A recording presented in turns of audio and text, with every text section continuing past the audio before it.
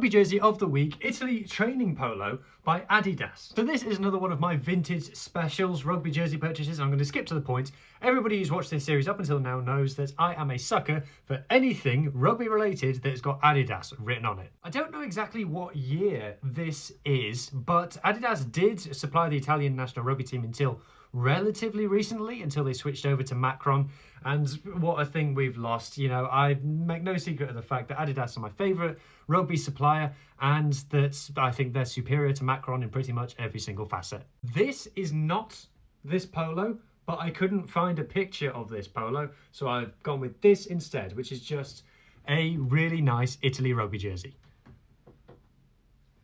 Oh, what we've lost. So let's go down to some details of this. So obviously the three Adidas stripes subtly integrated into the shoulder in a slightly darker blue. It's proper like polo shirt material with a panel here and another panel below it, and you can feel the seam here.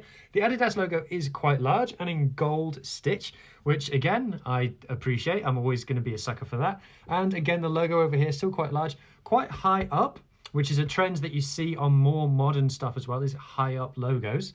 Are just really nice colours, really nicely stitched, just quality. What else can I say? It's just a quality item. Subtler further down, there's actually a secondary shade of blue further down here. Can you see lighter blue, darker blue, and then really dark blue? So, like I said, loads of just detail in this that you just don't get in other stuff. Like even the buttons, look, the colour of the buttons being slightly different, and inside the collar there, I'm repeating myself, it's really nice. I also think that, to me, this blue is Italy blue. This is Azzurri, you know, this kind of lighter shade of blue. What they've got currently, this, which a lot of people really like, to me is too dark. I think the Azzurri is kind of this collar colour here, and this is a bit too France for me.